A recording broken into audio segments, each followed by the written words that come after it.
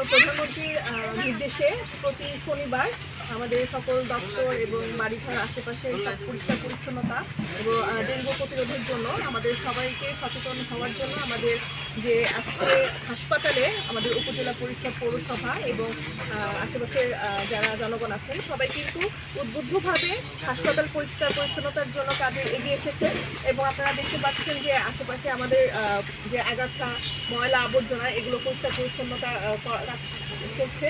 তো আমি ধন্যবাদ জানাতে চাই যারা এই কাজের সাথে সম্পৃক্ত হয়েছে এবং আমরা ইনশাল্লাহ এই প্রতি শনিবারই আমরা নিজেরা চেষ্টা করব আমাদের আঙিনা আশেপাশের জায়গা এগুলো পরিষ্কার পরিচ্ছন্ন রাখতে এবং ডেঙ্গু প্রতিরোধে আমরা সবাই আমি মনে করি যদি পরিষ্কার পরিচ্ছন্ন রাখে তাহলে আমরা ডেঙ্গু প্রতিরোধ করতে সক্ষম হব। ধন্যবাদ।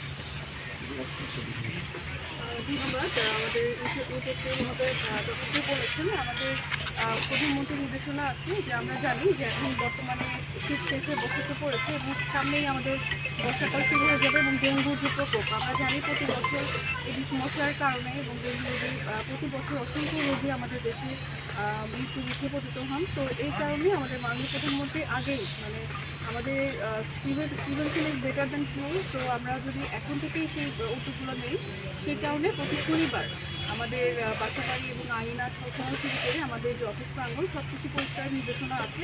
তার ধারাবাহিকতায় আমরা প্রাথমিকভাবে প্রথম শুরু করেছি। আমরা সতীপুর উপজেলা হেলথ কমপ্লেক্স আছে, এই আঙিনা থেকে উদ্যোগটা গ্রহণ করা হয়েছে এবং এখানে পৌরসভা সহ আশেপাশে যারা রাজনৈতিক ব্যক্তিবর্গ আছেন, যারা বিভিন্ন দপ্তর প্রধান আছেন এবং সকলের সমন্বিত উদ্যোগের মাধ্যমে আজকে পৌরসভাটা পরিষ্কার পরিচ্ছন্নতা কার্যক্রম আজকে পরিচালিত হচ্ছে এবং এটার মাধ্যমে শুরু হলো সতীপুর উপজেলার ধারাবাহিকভাবে প্রত্যেকটা গুরুত্বপূর্ণ পয়েন্টগুলো এবং ডেঙ্গু পরিষ্কার করা থেকে শুরু করে জনসচেতনতামূলক কার্যক্রম থেকে শুরু করে সব কিছু শুরু হবে। এটার মাধ্যমে আজকে আমাদের কার্যক্রম শুরু হবে।